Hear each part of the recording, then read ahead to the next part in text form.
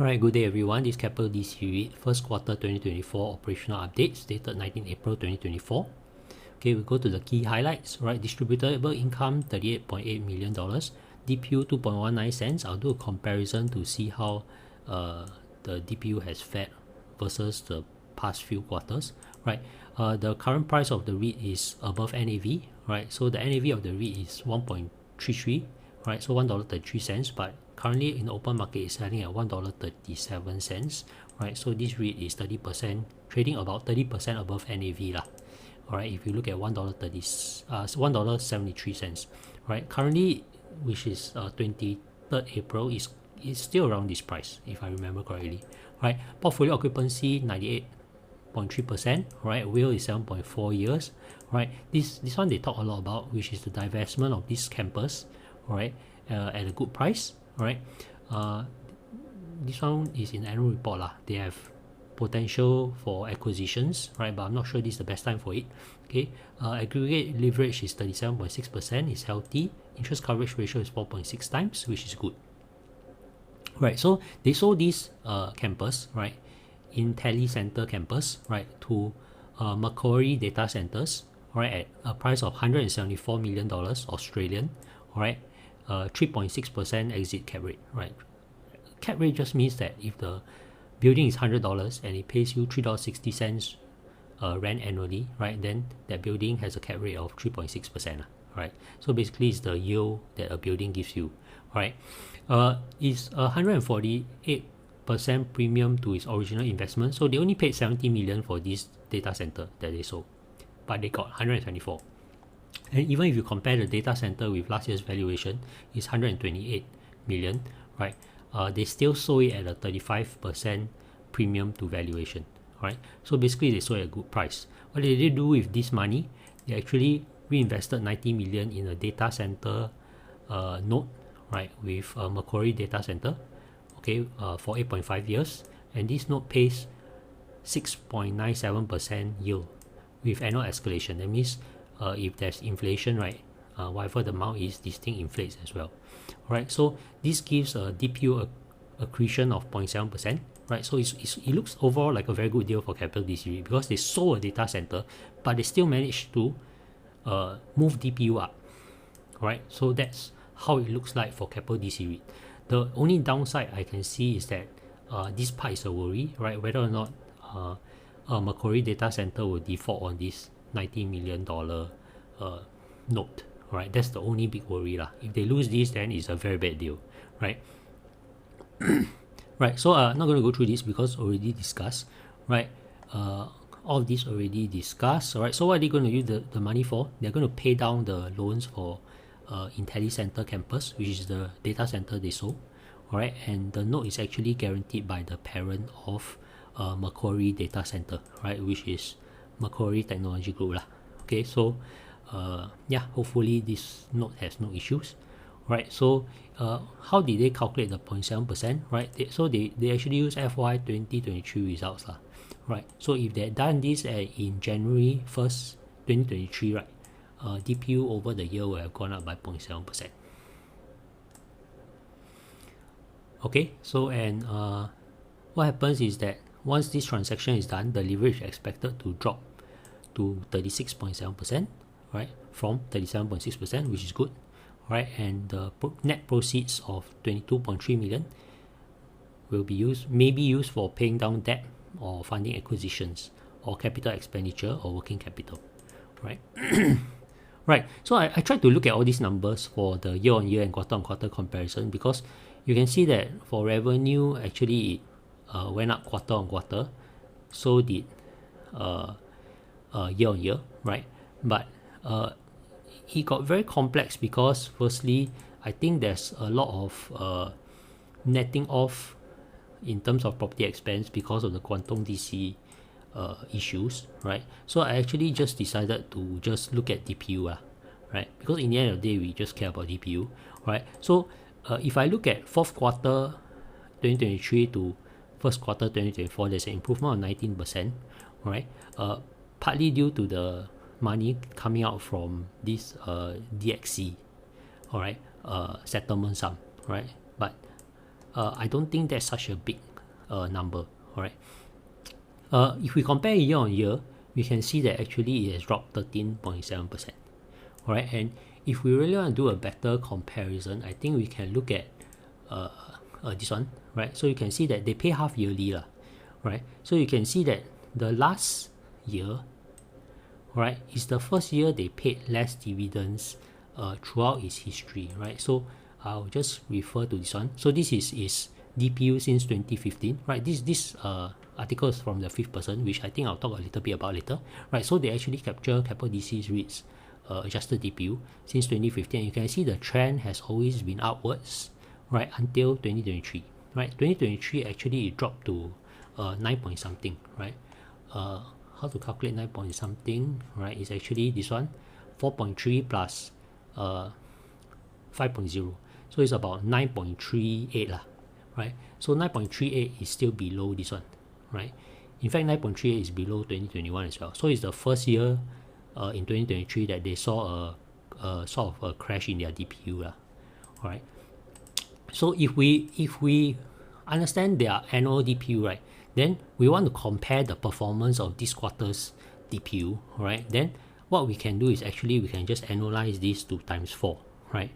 So if you want to see how this compares with their previous years, right, I just take this value, which is 2.192 times 4, which gives me something like 8.768, right? So if again I compare this 5th person's article, right, it's actually somewhere here.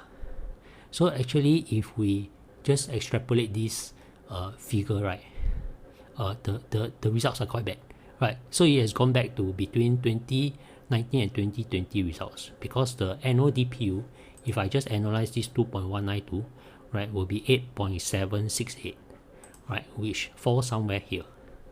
Alright, so this year's results, if I extrapolate the DPU for this quarter, is going to be worse than 2023.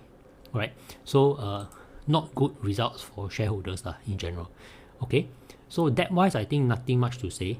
Right, it's quite good. I believe this REIT still doesn't have perps, so that's a good thing Okay, I don't think too much to say. Right, I did some further research on Keppel DC REIT. I realized that a lot of the companies that are their top 10 clients, right, they won't really announce so it's very hard to tell what their top 10 clients is, although I think this one can be guessed although I actually really don't know who this is, right? So if anyone knows and you want to share, you could put in the comments below. I would appreciate that. Okay, so they are saying about the trend about generative AI, alright, and I always wonder if this generative AI thing is a good or bad thing. Alright, generally it appears that everybody seems to believe that generative AI will be a good thing for data center REITs That is the general understanding but I don't know if generative AI will force the REITs to have higher capex, because if you're doing generative AI, you need, I think, GPUs, right, which is as opposed to the current trend of cloud computing, which I think you just need storage so I think the hardware needed is different. Right, so that's the worry I have for data center REITs. I don't really fully understand this space well enough for me to comment on whether or not the changes in capex needed is going to be substantial. Yeah, the rest I don't really want to say too much about. Downstairs, something interesting is that this is not the first time they've invested in bonds, right? So I had a look at this. I think 14 October 2021, they also invested in bonds, right? M1's bonds. Right, so this is not the first time Keppel DC has invested in bonds, but this one seems to be a pretty good deal whereby they actually managed to either boost their DPU by 3.8% or 3.1%.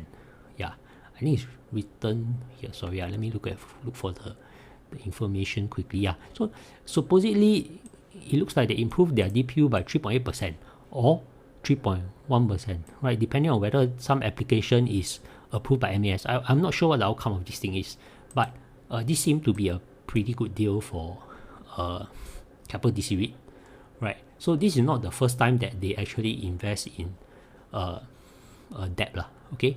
So nothing too strange for them to invest in debt, right? You can see that the Keppel DC the occupancy is a bit low. I'm not sure why, right?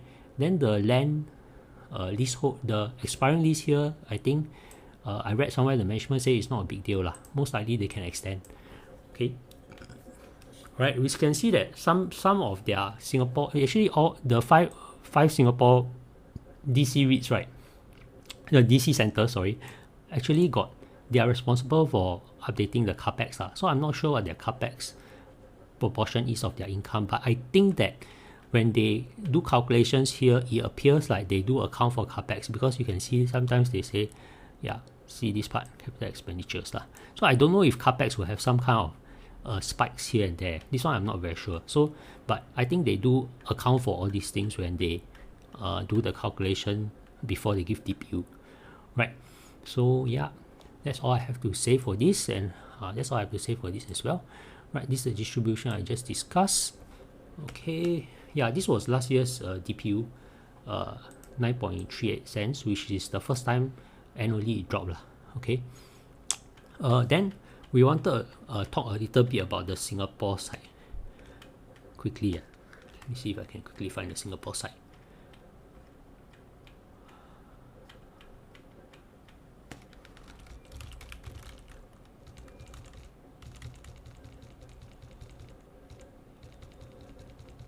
Yeah, I'll just quickly try to talk about what I wanted to talk about. It's about the fact that Singapore stopped allowing the building of data centers, I think in 2019, right? I think in 2022 they re-allowed it, and the first few data centers apparently will come online sometime in 2022, right? Yeah, I'm so sorry about this. Okay, I was looking at something else just before I started recording.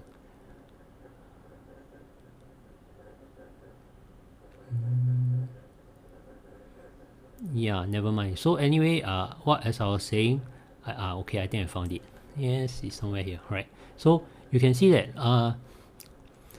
yeah, so there was a constraint on data center supply in 2019, but they allowed I think they allowed in 2022 for people to carry on building data centers in Singapore, right? Which is a high demand space, right? A lot of this I learned from the Fifth Person's YouTube channel. I'll try and put the link below so that you all can have a look at it as well, right? So I think there is supply coming in from 2026.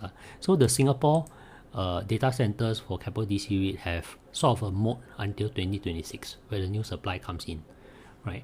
Then yeah, I don't think there's too much more I want to say, right? So I think I also happened to look at AK71's recent YouTube video. He was talking about the fact that data center REITs, their assets, right, 70% actually depreciate, and because that is the hardware associated with the data centers, right? So that means maybe it's talking about the GPUs or the processors, or maybe the hard disk space, right? So that's why he doesn't seem to like Keppel DC REIT a lot.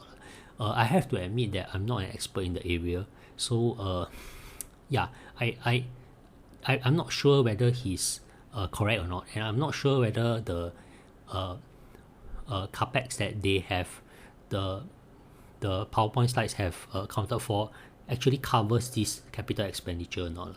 Alright, so at this point I would put Keppel DC REIT as a REIT that I lack expertise to invest in, because there are a lot of parts of the REITs that I think I don't really understand too much, right? But a lot of things that I've been reading up actually come from Fifth Person. So yeah, I'll just try to put the links that I found useful in the links below, right? With that, again, this is not